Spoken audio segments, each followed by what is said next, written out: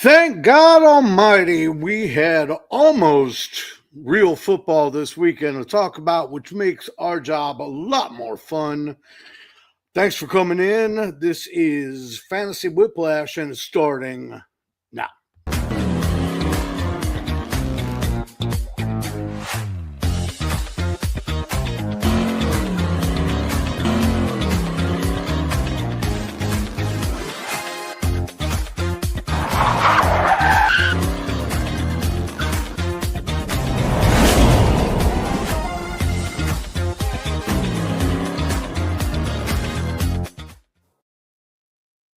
What is up? What is up? What is up, everybody?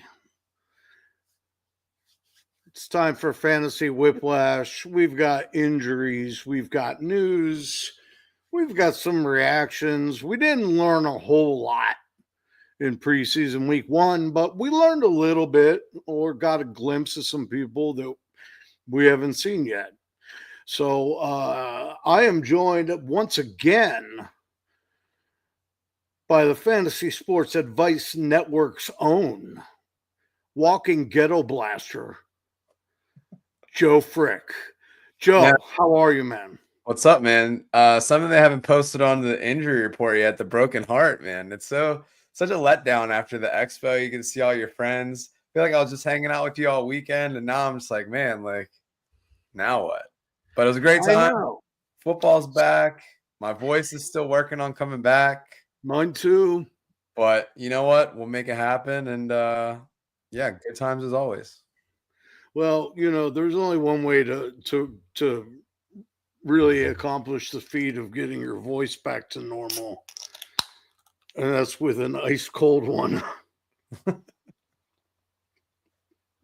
Yeah, I think my liver's gonna be drying out for quite some time, so I haven't gotten on that horse quite yet. Yeah. But, so for those of you who don't know, this weekend was the Fantasy Football Expo in Canton, Ohio, where analysts and fans all come together for a weekend of partying and panel discussions and a huge amount of drafts going on.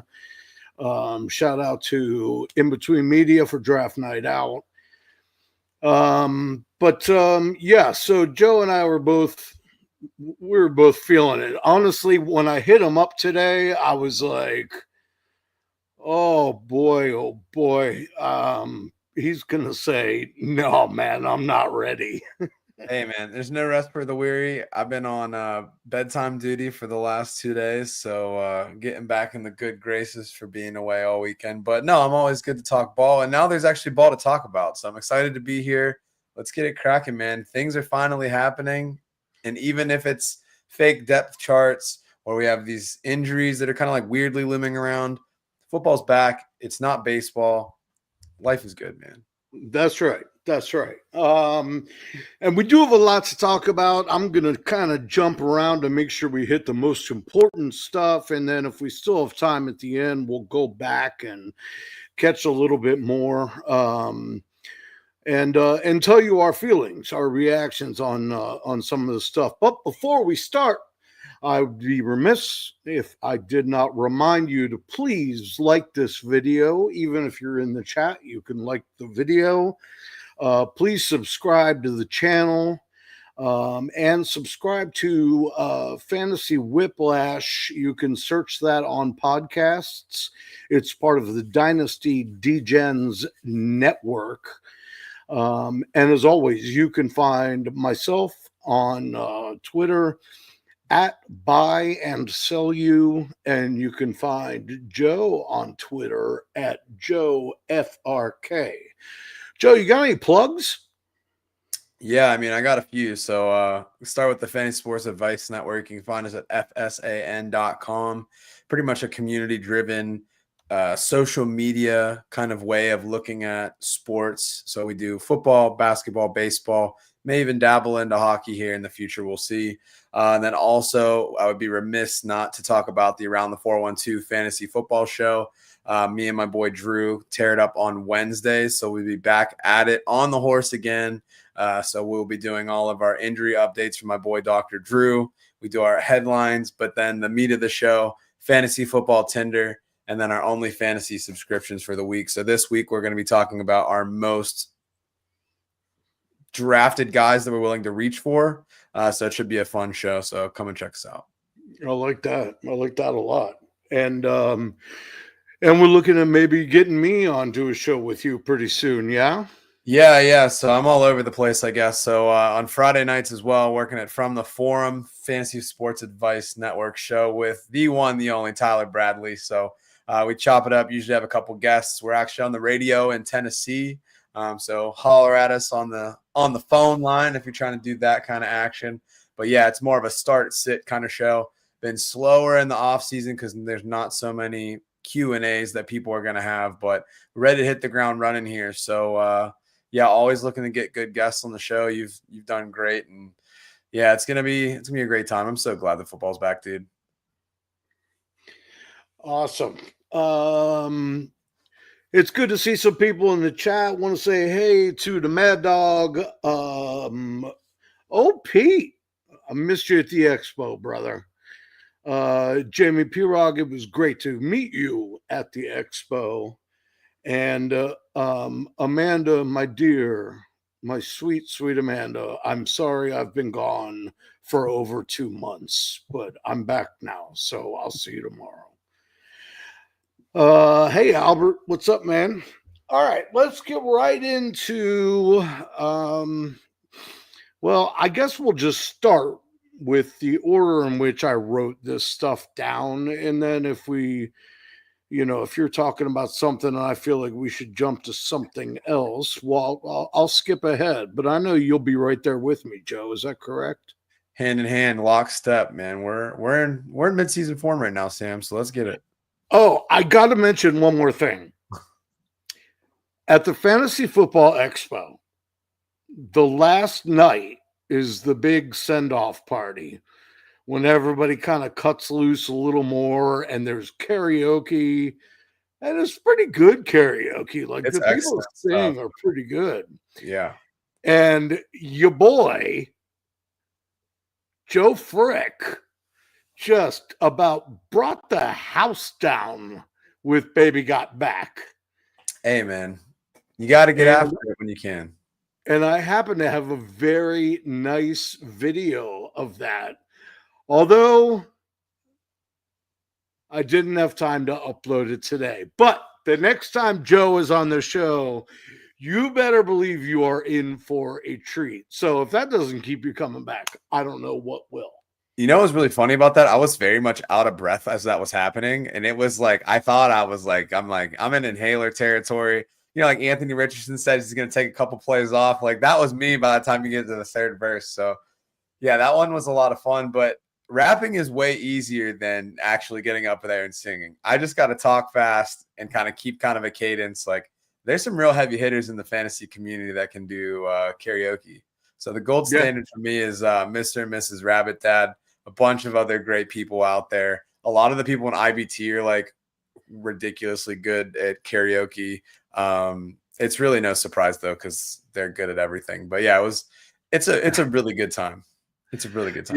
Yeah, it was such a blast. And Joe was working the camera and everything. As soon as he saw I had a camera, he's like, I mean, listen, there's something to be said if you are not a good singer, that you go for the showmanship aspect of it. And that's where I tend to focus my talents. That's right. And you do it well. Appreciate that. All right. NFL, let's go. Tajay Spears has a high ankle sprain. He's out for a few weeks. Jordan James from the 49ers has a broken finger. He's out for a few weeks. Isaac Guerrero from the 49ers has a shoulder injury. He is also out for a few weeks. What sticks out from you on these?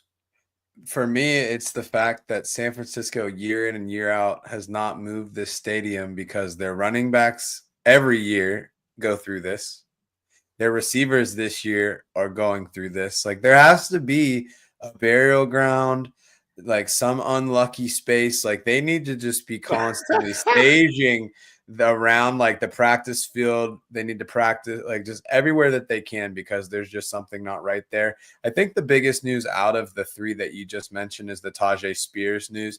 Got taken off on the cart, which like wasn't a great sign. Honestly, the way that they were talking about it, I thought it was going to be worse. But we were looking at a situation this year where there was kind of this like subtle expectation that Tony Pollard and Spears were going to have more of a 50-50 split just because of the way that Spears finished the season. So now that he's losing that opportunity to kind of get the shine in preseason, the rest of camp, then really it becomes the Tony Pollard show. You might not see that throughout the season, but high ankle sprains are not easy to come back from. So even if he's there, he's not going to be effective. He's going to be easing back into the workload. So I'm expecting that Tony Pollard's going to be a nice steal. It's a bit difficult to see like in this late how far like ADP is going to adjust. It's going to take something a bit more substantial. And I think the fact that they're saying that Spears should be ready by the beginning of the regular season is going to keep kind of that ADP suppressed for Tony Pollard. So yeah, I think it's big for Tony Pollard. I don't think it changes the dynamic of the offense as much, but you were kind of looking at Spears as a premier handcuff or somebody that could be more of like a league winner. I think that really takes a big hit for him as you move forward into the draft season. Yeah, and high ankle sprains, in football, they don't just go away No. either. Even when you feel like you're okay to run and cut and so on and so forth, you still number one, it's a re-injury risk like all year until you can just sit around for a month and do nothing. Um, and so even if he is ready week one, I mean, there's a chance that then like week two, they're like, oh, he aggravated his Right. ankle. So we'll see what happens there. I think the most interesting thing about the San Francisco running backs is that Christian McCaffrey is suddenly the only healthy running back on the roster. I don't think that was on anybody's bingo card, but yeah, we'll see what happens. It looks like they're going to probably bring in some familiar faces just to kind of have somebody to run the ball in the preseason because you know that they're not going to throw CMC out there for anything. Right. So Well, this particular week, it was Amir Abdullah continuing his assault on the NFL on behalf of the 49ers. So what I mean, they're just going to put bodies back there. You know what I yeah, mean? they don't care. I think they just want to make it through preseason and not have any more injuries. Speaking of Jordan James' broken finger, another person with a dislocated finger is Anthony Richardson, but he's only been called day to day. Although, if you saw pictures of it, it looked bad, man. Yeah. Like you're used to seeing that out of a lineman, um, possibly forever. But to see it on a quarterback is a little more disconcerting. And it's not like Anthony Richardson's the most talented dude in the world anyway. So they were talking like he might play week two, of the preseason. So I guess I don't know how he's going to just win the job with a busted finger when he was already kind of lagging behind Danny Dimes. I don't know if he was though. I mean, if you look at the way that they were talking about it, they had him starting in the first game, and the plan was to have kind of Jones come in the second game. I don't think that there was enough action in game one to rule out Richardson. They're going to continue to give him every opportunity to have the job. I think Daniel Jones is going to have to take it and really make it. It's kind of like a title fight, where it's like Anthony Richardson has the belt. You're not going to just take it to a decision. They're going to probably give the decision to the person who already has it. So Daniel Jones, I don't think he did enough in that first game to be like, oh, wow, he definitely should be the starter. So I think the longer that he kind of just hangs around and is middling, I think Anthony Richardson is going to have that first crack at the opportunity. So will it last? I don't know, but I do think that Richardson is probably going to be the week one guy because they need to find out what's going on with him. Right. And once they realize that they're not a playoff team or anything. So what's what's the problem with just running him out there and taking a shot at it? Let's stay with the Colts for a second. It should be noted in that game, Anthony Richardson only threw 3 passes, and he was 2 for 3. Daniel Jones, and is it Riley Leonard? Yep. In Indianapolis, Yep. the 3 of them combined for 50% completions in the game. I think Jones was 10 of 21 and Leonard was like 6 of 12 or something like that.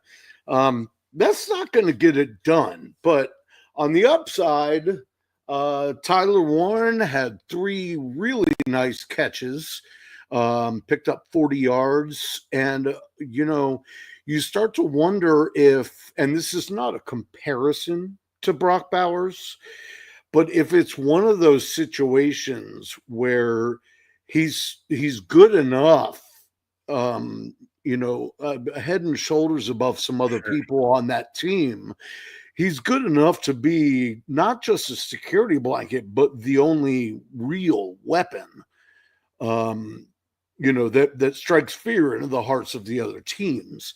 So, is he quarterback proof then, or does it matter who's starting? I think it just depends on where. I don't see the upside in the sense that, like, is he going to be the number 1 target of that offense? Probably not. Could he push to be the second option on there? Yes. But Absolutely. Is that going to be enough to get it done? With the way that the tight end landscape is, it might be enough. Typically, what you're going to see is you're looking for guys that are going to be a top 2 target option on their team, or somebody that's going to be like a red zone hog. You think like Julius Thomas with like Peyton Manning, where it was every game he's basically a touchdown. You look at Mark Andrews, even though his receptions were down last year, dude put up double-digit touchdowns. So it's just like those are kind of the 2 outputs that you're looking for tight ends.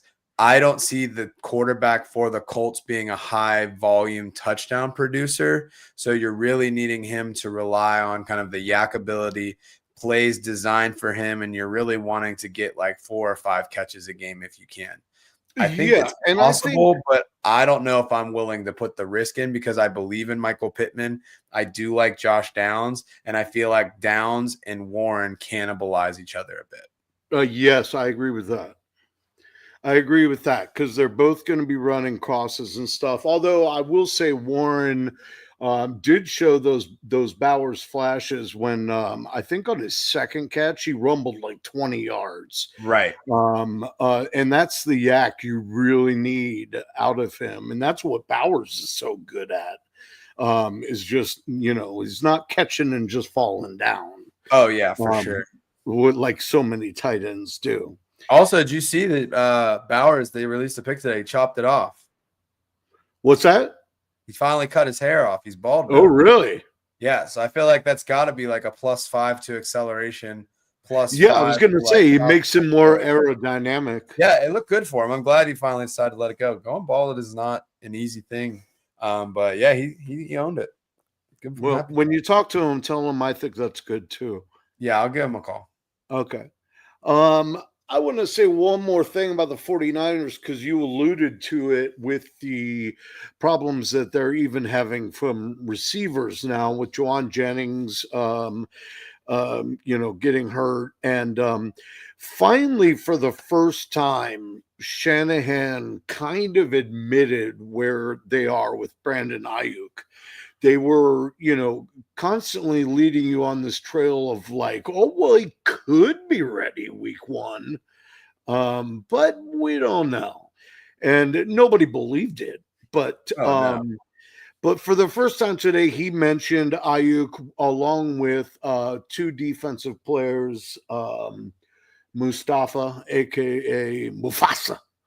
And the backup quarterback, actually. The rookie from in the 7th round.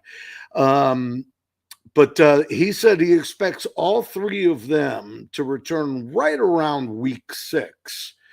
And I think that's that would be impressive, I think, if Ayuk can come back week 6 And I mean, because he's got to have a couple weeks of actually doing some drills and stuff. It's not like week 5, he's going to be like, no, it feels good and just go out there. Yeah, I don't feel great about Brandon Ayuk at all. I mean, we had kind of like the missing season most of last year, even before the injury with like the holdout and all that stuff. Like he's missed a lot of football in the last really 2 years. So I think for me, he's a complete fade. I don't care like what his fancy stats were a couple years ago, like where he could potentially fit into this offense, having the easiest schedule, like all of this stuff. I think that this offense is going to run through 3 folks this year. It's going to be Christian McCaffrey, which everybody already knows that one. George Kittle, the gates are opening up for him to have another monster year. And then I think the player that's the most undervalued in all of this is going to be Ricky Pearsall. Absolutely. Ricky Pearsall, if you look what he did in the last couple weeks of the season, they really found ways to get him touches. They were manufacturing those touches too. So it wasn't like, oh, like he got open and was doing all these things. It was like, we have a plan. Our plan is to get him to the ball, get his speed out in the open, and let's go do something with it. Brandon Ayuk, obviously a good safety blanket because of that route running ability that he had, but does he still have that? I don't know if he's going to. He's not somebody that I'm willing to take a chance on. And just at the ADP that he's at, even if you were to be able to say, hey, like I'm going to get him, I'm going to put him on the IR spot and then just go pick someone up. There's so many good receivers, in my opinion, in that area of the draft. That's like, why would I waste that pick just to get somebody that's on the waiver wire, to get something that I don't think is going to be effective whenever they get back? Yeah, I agree with you too. I'm fading Ayuk this year, and he used to be like my go-to. I was reaching for him in drafts. Oh, for Because sure. I was praying that he went to the Steelers last year. yeah, and is this or is this not sort of a textbook example of why not to hold out when you still have time on your contract? Because this is what happens. He got no practice. That's probably why he got injured last year. Right. You know what I mean? He just wasn't in condition because he didn't look good even when he finally came in. And now, like you said, he's missed like a year and a half of football. And that rapport, if there was any, that he has with Brock Purdy, is I mean, it might as well be poof because he's used to throwing Jawan Jennings and Kittle and Pearsall, like you said. And is it me, or have him and Shanahan like constantly kind of had this like very strange relationship? Like you I think like, think oh, like he wore shorts to practice and then it was this and that. Then he wasn't ready after the holdout. Then all like it's just like I don't think that he really like Ayuk spent the first couple years like in the doghouse because he wouldn't block. Then it was just all of this stuff that's just like constantly going back and forth with them that it's just like I'm surprised that they haven't been more active in trying to trade him. yeah. Yeah, I agree with that. And now I mean, they're stuck with that contract. And who knows if he's going to get back to what he was before. But I guess that remains to be seen. Further down in California, Najee Harris is finally running drills at practice. He hasn't even been at practice since his 4th of July accidental. Um, he's doing drills, and somebody asked Harbaugh if Najee's good to go to start the season. Is he good? Are we right that he's going to share the load with Omari and Hampton? And Harbaugh said whether Najee Harris is ready or not week 1, Omari and Hampton will share the load with someone. That's pretty. Those are pretty strong words for somebody that a lot of fantasy players are reaching for, because he's so explosive and he was so good in college. But maybe Harbaugh is just trying to keep a little bit off his plate to at least to begin the season. I don't know, man. I'm not really buying it. Do you have any siblings? I do. Okay. Do you have a little brother? No, I have one sister, and All right. Well, let's just assume that you had a little brother and your mom says that you are going to share the Xbox. As the older brother, yeah, you agree that you're both going to share the Xbox. But when mom leaves the room, you know that you're the only one touching that controller. right. You're not actually sharing it. So if they're going to sit out here and say that, oh, like, if Najee's not ready, then we are going to do a split between Amarian Hampton and Kamani Vidal. Like, yeah, Kamani Vidal might come in if Amarian Hampton's tired or if it's like, hey, like my shoe's untied. But there is no way that they're going to do like a 50-50 split, a 60-40 split, anything like that. So to me, that is just extreme coach speak to the highest degree. I have no concerns. And I think even if Najee is able to get back onto the field, Hampton is going to be the lead dog. I have no problems taking him as early as the 3rd round. Okay, let me ask you this.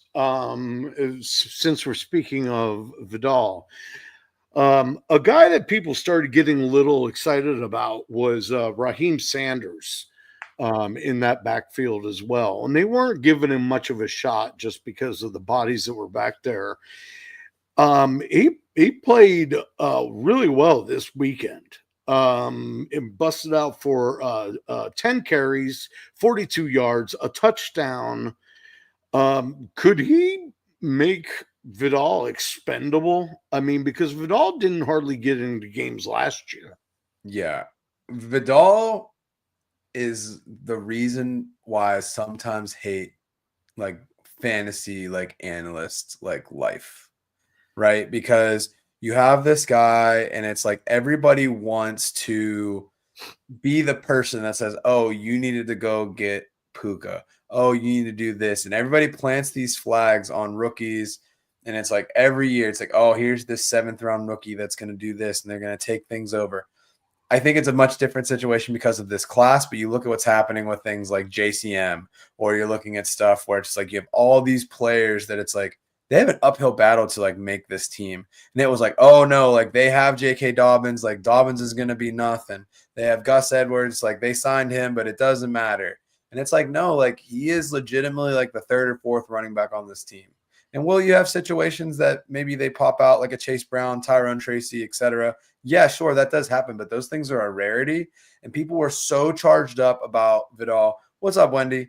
That it's just out of control. So I think, yeah, if you have somebody that can come in and like Raheem Sanders did and be more effective, especially someone that can also potentially contribute into the special teams, that's how you're going to make your cut in the league when you're in that sort of situation. So I don't really see any of them having meaningful touches as far as like a fantasy output. But yeah, I mean, I think Vidal is expendable. He's not somebody that I would really have from like a dynasty perspective. He doesn't really move the needle for me. Yeah, I mean, I was excited about him coming out last year, but the fact that he couldn't even bust, that's one of the things with these rookies. If they can't even get on the field, I'm not saying like meaningful carries, meaningful catches. But if they just can't even get on the field, then it's almost like you might as well start carving the tombstone. Oh, yeah. I mean, look at New England. Jalen Polk, Javon Baker, both of them right now look like completely wasted draft picks. Javon played, I think,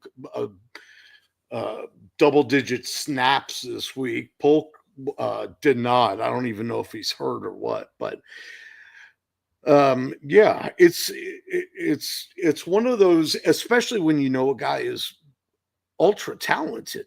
You know Sure. what I mean? You've seen what they can do, but there's a lot to be said for the competition in college is not the competition in the NFL. And I'm not talking about who you're playing against. I'm not talking about on your team. So, Right. since you mentioned Dobbins, I will throw him out there. He did not play in the Denver game. Once again, I can't keep up with all the injuries, and he might be banged up. I don't remember.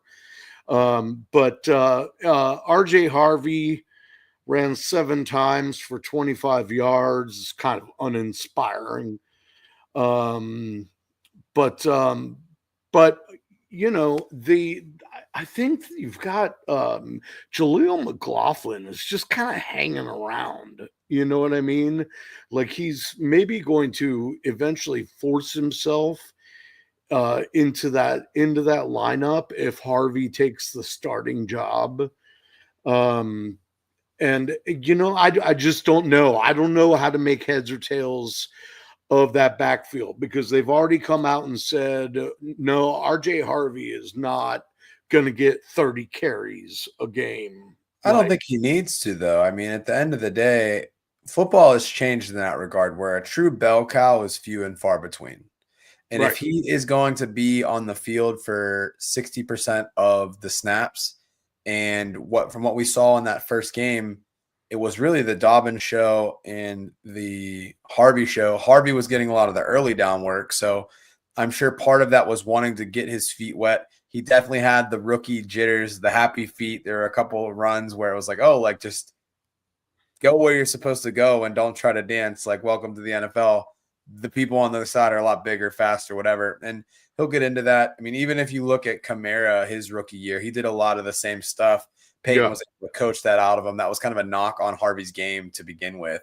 But it is promising. It's always funny. I mean, if you look at last week, it was like, oh, no, RJ Harvey's 5th on the depth chart. Why did I draft him? And it's really not that deep. And I think he does have a good ability to kind of be a useful piece early on in the season. It's not going to be like Nick Chubb his rookie year where he was sitting behind somebody and then he would have like a 70-yard run, but it was on your bench. And you're just like, oh, man, but he only got like 6 or 7 carries. I do think he's going to come in week 1. It's not like he's going to maybe necessarily have 70% of carries, but if he's getting 50% of the touches, he's getting a couple pass catching opportunities, then, I mean, that's better off than what you're going to have. And that Denver offense is one of the better offenses in the league. So you want to attack players that are going to be in those good offenses, even if they're in more of a split. Yeah, I agree. And, far be it for me to leave out the fact that, this show has officially made it when Wendy Early stops by. That's how you get on the map. Right. You know what? I want to take a break for a second. Since we're talking a lot about ADPs and drafts and depth charts. And just remind everybody that all your redraft leagues are going to be drafting soon, and Player Profiler has its draft kit ready to go. I mean, it is colossal, and there's rate my team. There's create your own cheat sheets. There's create your own rankings. There's suggested players, all that stuff. Interviews from guys all over this industry. Bob Harris is in there. Jim Coventry, I believe, too. Alex Johnson from Yards for Fantasy. It is really, really a can't miss deal, and the easiest way to get it is by getting the all-in package, which is like the key to the fantasy universe. Like, you won't know where to look first. There's so much stuff, and you can get $25 off of the all-in package, which makes it a lot more affordable. By using our promo code, which is right down here. It is WHIP for Whiplash. And but enough from me. Let me let the Podfather tell you about the draft kit. The world famous draft kit is live, and it is this signature bit of content that we create every year to help you dominate your fantasy league. The most in-depth team previews you'll find anywhere, including signature trends and a lot of key stats on individual teams. Also, a 300-player cheat sheet for best ball, for seasonal leagues, individual cheat sheets from the top analysts here at Player Profiler. There's also video analysis and written analysis from some of the top minds in the industry. And we have all these new features like a Rate My Team feature, plug in your roster, and our AI tools automatically generate a draft score, as well as a whole commissioner guide. You have to subscribe to it to believe it. PlayerProfiler.com/draftkit, PlayerProfiler.com/draftkit. Get it now. Go win. When the Podfather says go win, that's what you do. Yeah, you're like ready to run through a wall. Like when after he gets done with that, you're like, all right, All yeah, of his, I can do this. Promos are like, yeah. Some of them have been just like to the moon, and I'm like, that's right. What are we talking about again? A reminder that promo code WHIP also works on Fast Draft, which is now live in New York. So if you were feeling left out and you live in the Empire City, you can jump in now. Let's see, what do we got? What are we picking up here? Miami. What did I do? I lost it here. Well, forget that. I'll come back to them. The Bengals offense was in midseason form, Joe. Were you pretty excited about that? Burrow was like 7 for 9 for 123 yards, 2 touchdowns in like a quarter of work. I don't even think it was a full quarter. Jamar Chase, I don't know how many catches, but 77 yards and a touchdown. Chase Brown had 8 touches and racked up like 60 something yards. And then they, ceded to the backups. And the idea here was so they stop, they quit starting the seasons off so slow. I mean, Joe Burrow is like 1 in 5 in weeks 1 and 2 of his career. And that's just not going to do it. But what nobody's really saying is, why are these guys out there? The reason we don't usually play them is because we don't want them to get hurt. The problem is the defense. So get all your defensive starters out there, figure out how to stop somebody. Am I right? I mean, you don't have to. I'm more than fine with y'all just not figuring it out. Yeah, I appreciate that. Pittsburgh guy. But yeah, it is interesting. I have a survivor league that I run, and I will never take the Bengals at week 1. I don't care who they're playing. It's the ultimate trap. Like, you just know it's not going to go good.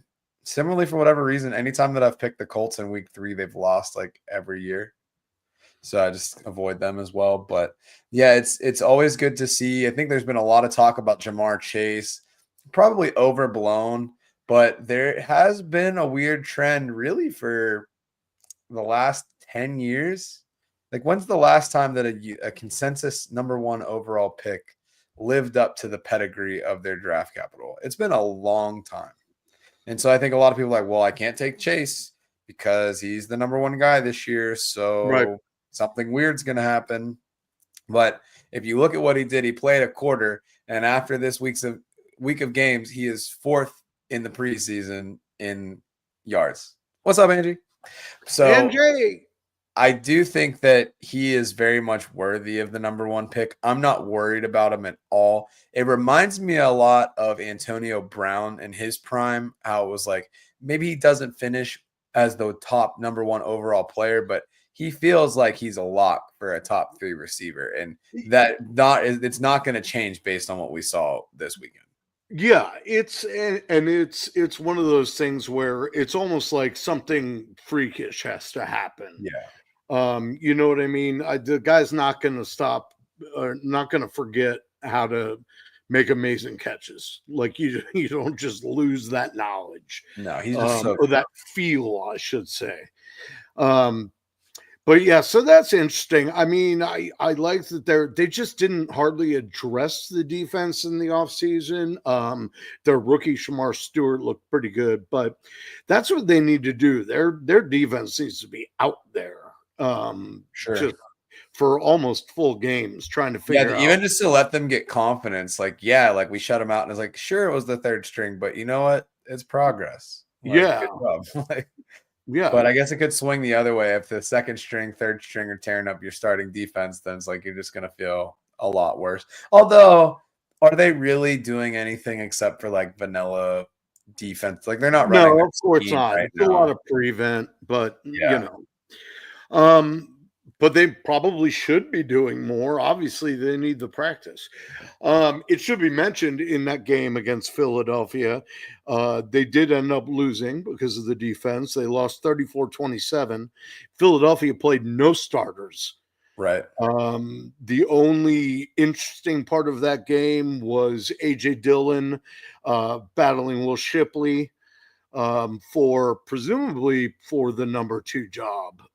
Shipley, it's his second year. Dillon obviously has been reliable and has been around. Dillon went 5 for 27. Shipley went 7 for 48. I don't really know how much that matters, except for you can't talk about Saquon Barkley without talking about his injuries. Sure. Yeah. If you are subscribing to the idea that because of the number of touches that Saquon had last year, and you're fading Saquon for that reason, but you're also not going to take a stab at one of the backups, then I don't really understand why you're not fading Saquon, right? I do think that Will Shipley has the inside track on the job. He is a bit more of a shiftier runner. He was a bit inefficient last season on limited touches, but he did have a nice 30-yard run. It's like 33 yards, I think, over the weekend. It seems like he has a better skill set for what that offense is looking for. A.J. Dillon, he's coming back from this neck injury that kept him out for most of last season. The one thing that he has going for him is that he has very similar sized quads as Saquon. So at least from like an appearance perspective, he fills the role a lot better, even if he's not as dynamic of a runner as Saquon. But, I mean, those dudes could go pound for quad father. And then you throw in Jalen 600-pound squat Hurts in there, and it's just like, all right, guys, like, where do y'all even buy pants? And that's the hard-hitting analysis that we do here.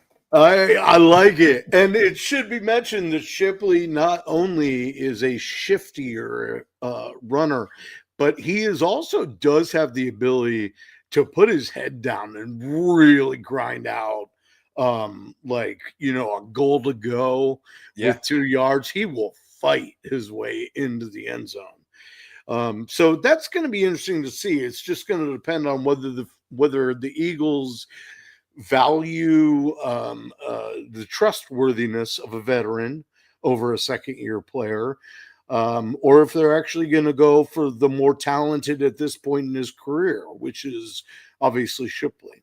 Yeah, and I think that they will. I think the guy to own is Shipley. I probably won't leave drafts without him. He's free. I'm not fading Saquon all that much. He's my RB3 this year. Yeah, I'm not.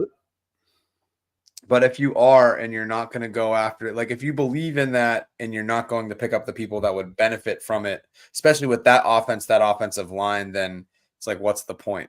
But Sam, I have an interesting question about this. I posed this to some people at the expo on Saturday night at the Saturday night party. So you have this whole thing about Saquon over 400 touches last year. He's going to have a decrease in production. Why do we not hold Ashton Genty to the same standard as someone who also had over 400 touches last year? Well, I don't know.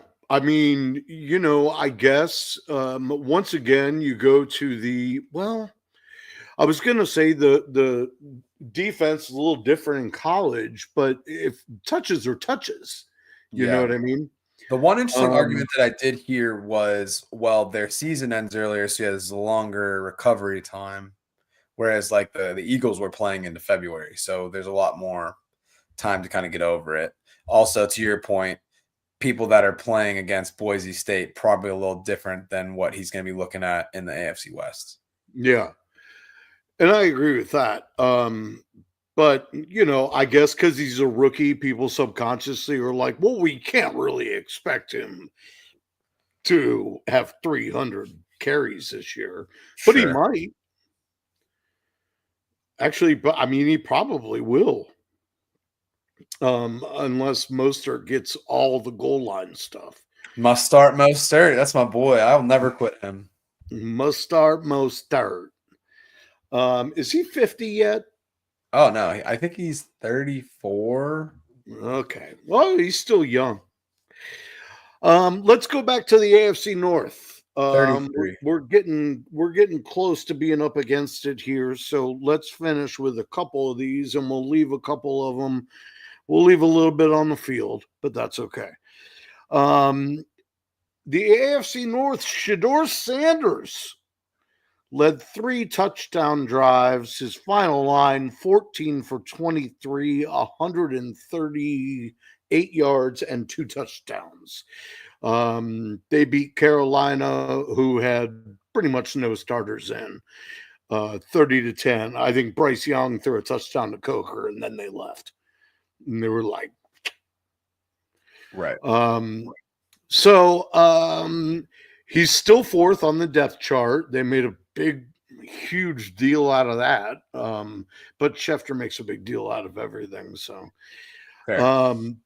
he's still 4th on the depth chart. But did that kind of put him in a little better graces with Cleveland Brass, do you think?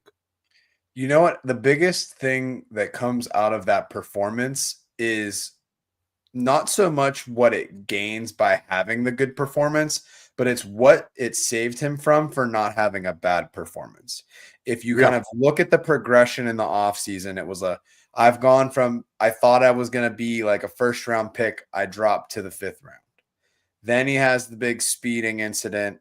And you have all of this like distractions in the offseason, right? And it's like, all right, well, what's the point of even having this guy on your roster?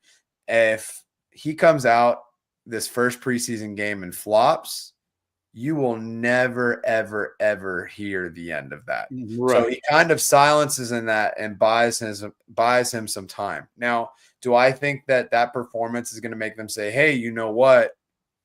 We need to have him start week 1? Well, no, I'm not saying no, that. No, I know. No, I hear you. I'm not saying that you're inferring that, but it's clear that Flacco is going to be the guy. But who is going to be the odd man out?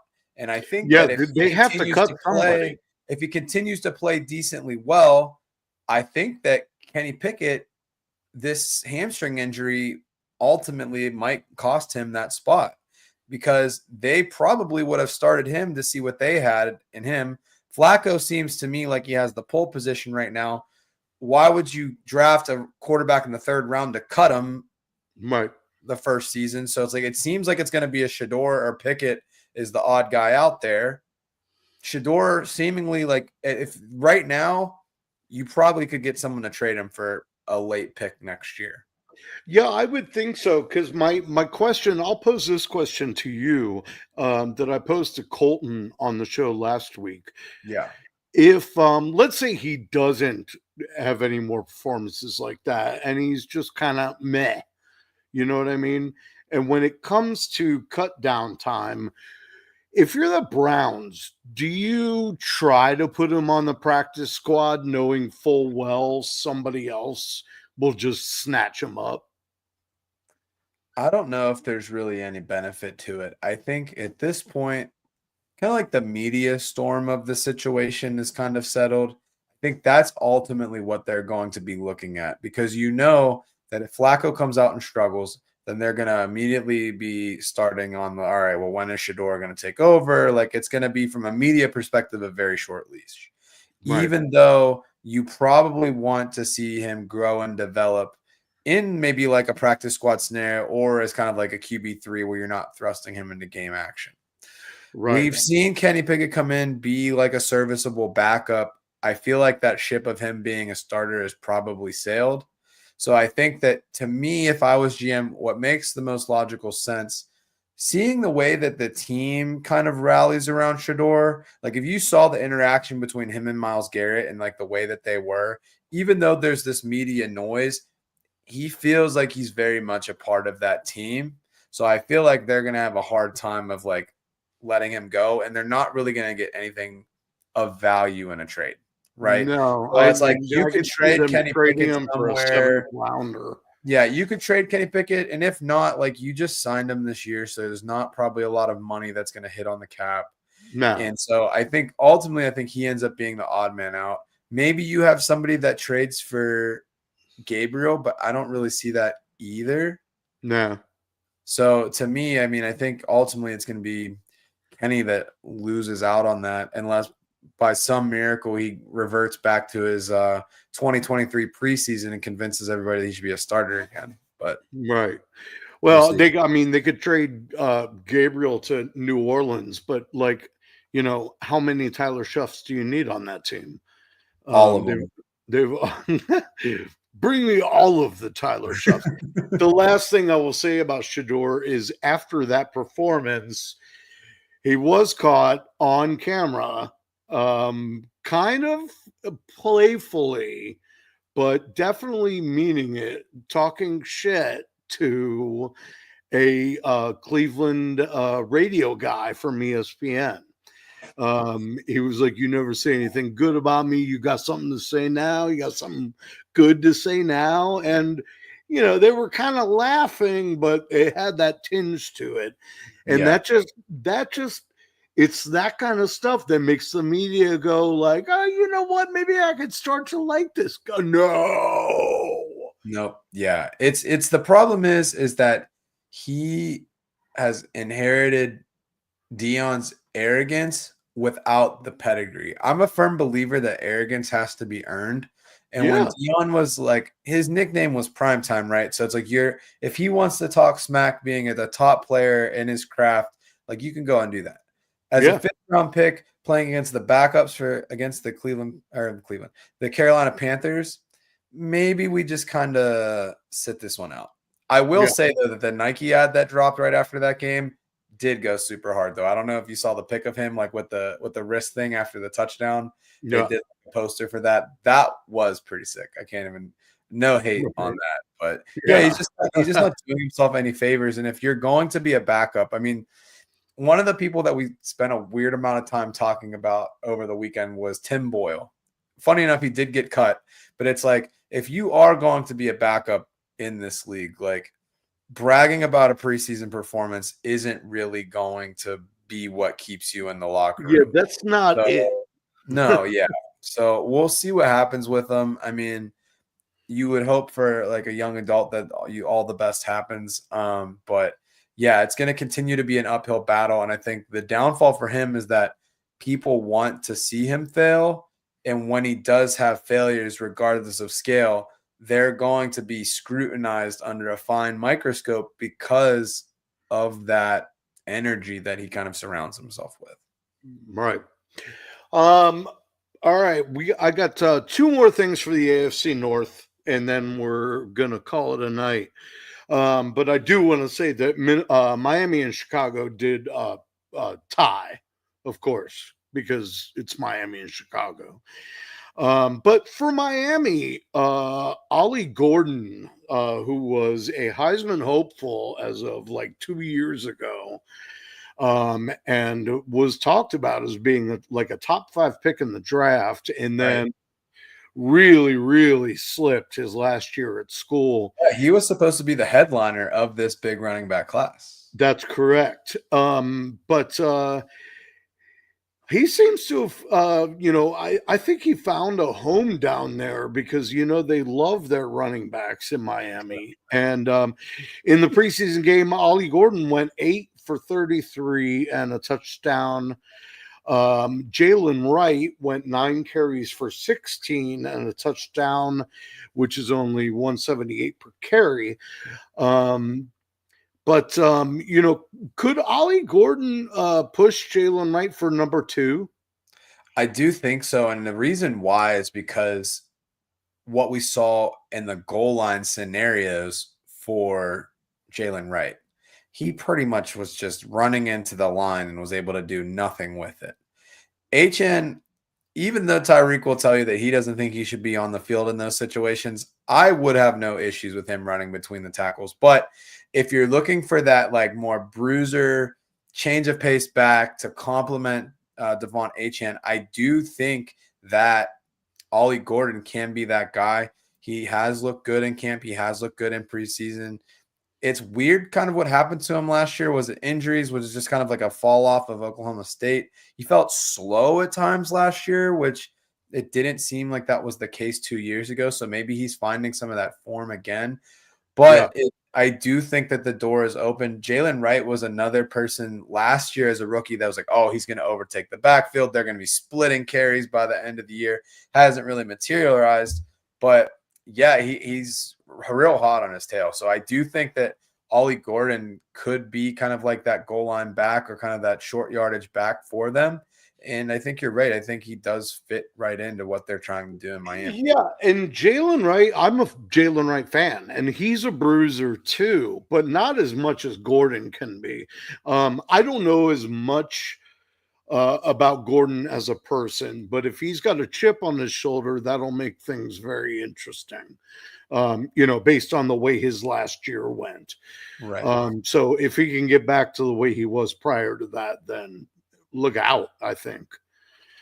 Okay, AFC North, as promised. Real quick, Keaton Mitchell for Baltimore carried the ball 9 times for 68 yards. That's 7.5 yards per carry. Scored a touchdown.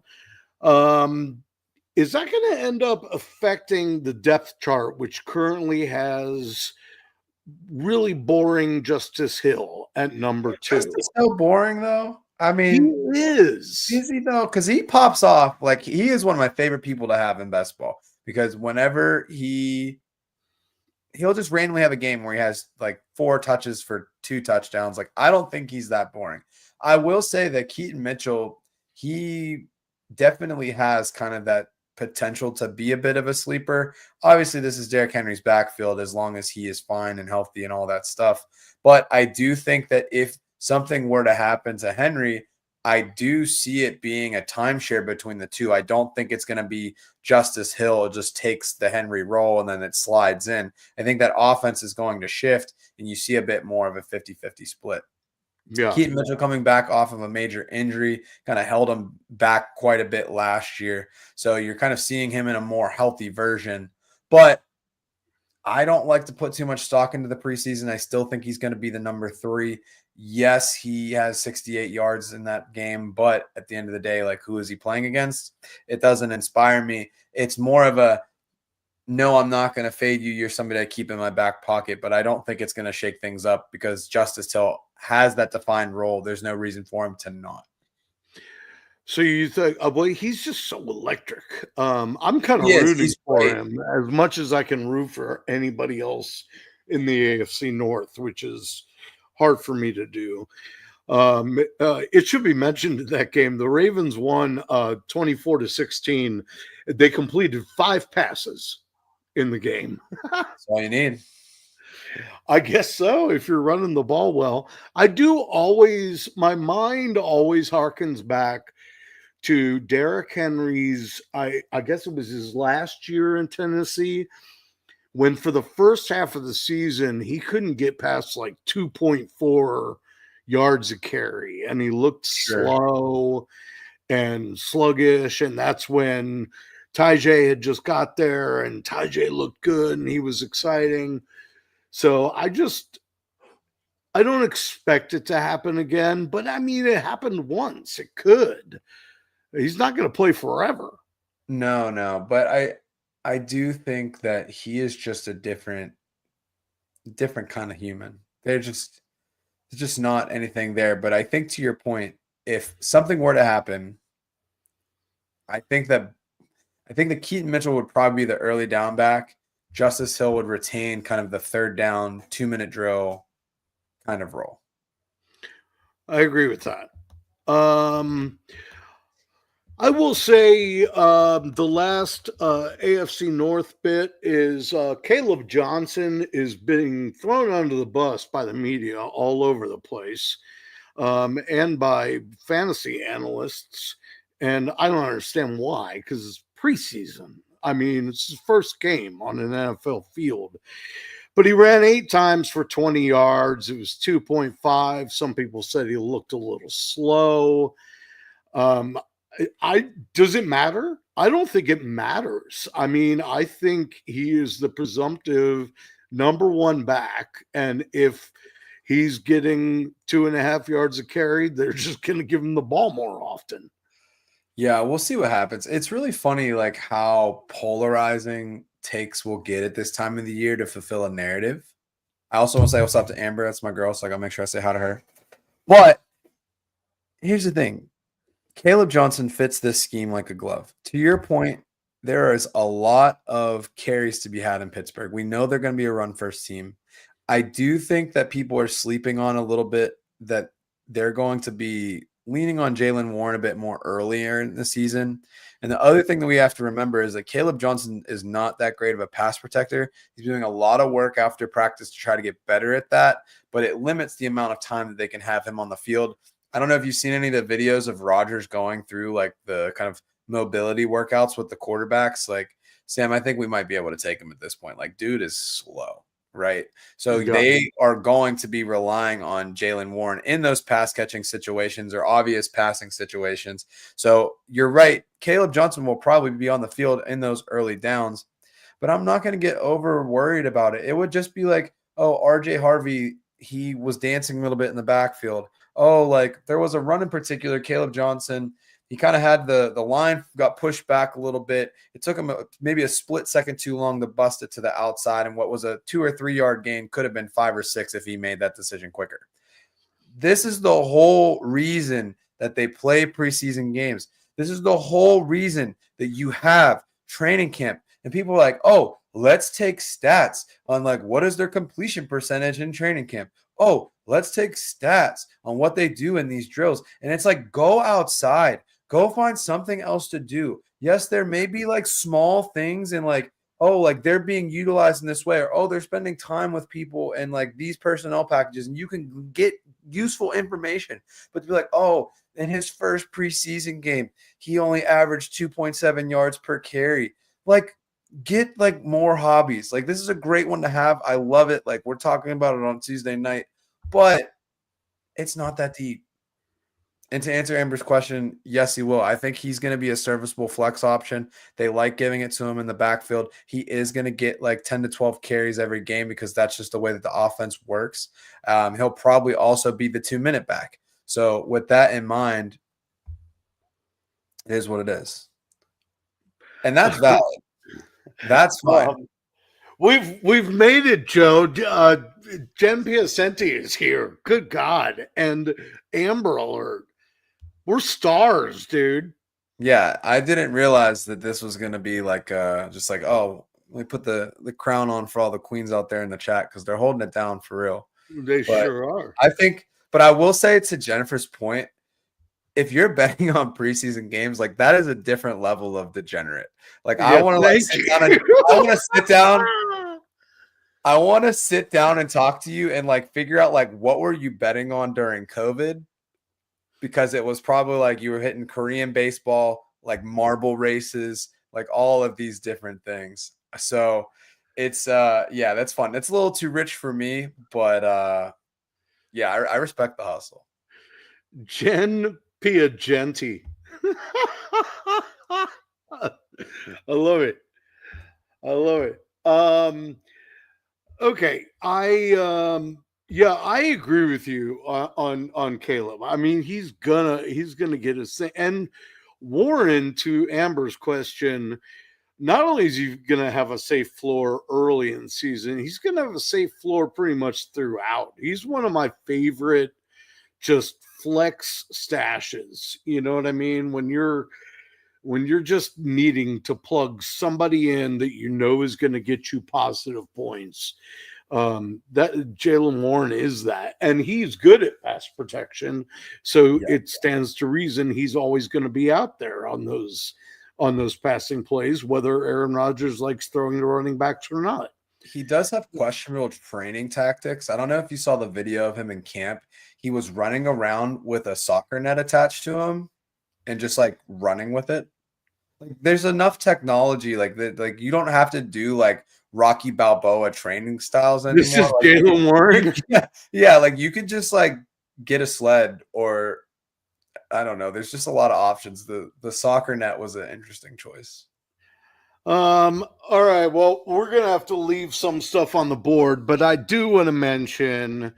I know I promised you we were almost done, but I do want to mention in Jacksonville, Bigsby got the start, 6 carries. Bashal Tootin got 6 carries, had 2 catches. Travis Etienne had 2 carries and 1 catch. We don't really get any answers from that, but what are you leaning? So for me, I like the fact that Etienne was out there with the starters the whole time. I don't care about how this situation is going to break out. I still have faith in Etienne for 2 reasons. One, the whole offense last year was horrendous, right? So it's like I kind of throw that out the window. If you're going to be in on Brian Thomas when most of his production came with Mac Jones, shout out to my boy Mac Jones. He's not really my boy, but whatever. He did good for BTJ. Then it's like there has to be some sort of bounce back for Etienne.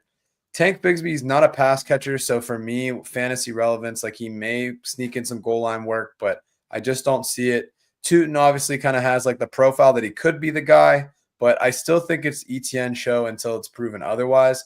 And it's also Trevor Lawrence's boy. That's the guy they gave a ton of money to. They probably drafted Etienne because that was his boy in Clemson. Yeah. I think that they're still going to kind of have that relationship. I think he is a good value that you can ultimately take later in drafts.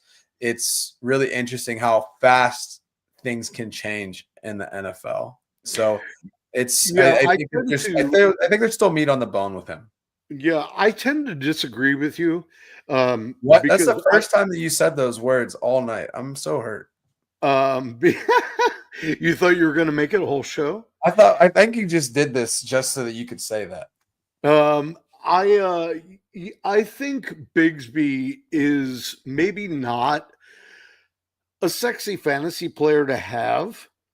Maybe, although but you also get the whole like tank like name thing, which is like it's very sexy because then it makes your names better too. But carry on. Well, but Tank is pretty appropriate because he's also got like cinder blocks for hands. So one of Etienne or Tootin is going to catch all the balls out of the backfield. It's obviously going to be a committee situation. But I do think Tank's going to get the early downs just because Etienne, I don't think can be relied upon to be that efficient per carry. Yeah, we'll see. It's going to be a big year for him. I think he has a lot to prove. He traditionally, like, I mean, if you look back at his days in Clemson, His contract year. Yeah, he was in a powerhouse team, so it's always harder to evaluate running backs like that. I mean, you even look at like both the main running backs in that class. Najee Harris, it was like, oh, you're the surefire workhorse back. Etienne kind of provides the flashier upside, but when you're running with an offensive line that's basically the NFL offensive line, it's like, were you really that good as a running back, or were you just kind of taking advantage of the giant hole that was presented? Right, just go forward. Right. Yeah. So that makes it a bit easier. Also, we also have to talk about Jen saying that women's curling has a ton of value. That is like absolute sicko mode behavior. It's a what? That's complete sicko mode behavior. Women's curling. I don't even really understand the rules of curling. Like I get you got to get the thing close to the middle, but the whole is just a lot. What's funny is I have a friend who was an Olympic hopeful for men's curling. He made it very, very close and got eliminated with like 5 teams left. But he lives in Wisconsin, so what the else are you gonna do up there? Eat cheese. Eat cheese and drink beer. That's a good life. That's a great life. I'm pretty sure. All right, we left a lot of stuff on the board, but I don't think anybody's going to miss us talking about the Saints and the Chiefs, and we didn't really learn much from those anyway. Roshan Johnson might be in trouble for the Bears. I don't know. It's too early to tell. I think we'll get some more information out of the next game as some starters play a little bit longer and as they keep assembling the first team offense together so that you know who's going to be there. But I do want to say adios to Alexander Madison, who had neck surgery immediately after the game. He is, needless to say, done for the season. Never been a fan of his, but he's always just kind of been there. You know what I mean? Like that guy that every team that's had him has been like, well, let's just try it. And also, bye-bye, Rondale Moore. At least we can stop pretending like Rondale Moore has any fantasy value whatsoever. Sheesh. Because he does.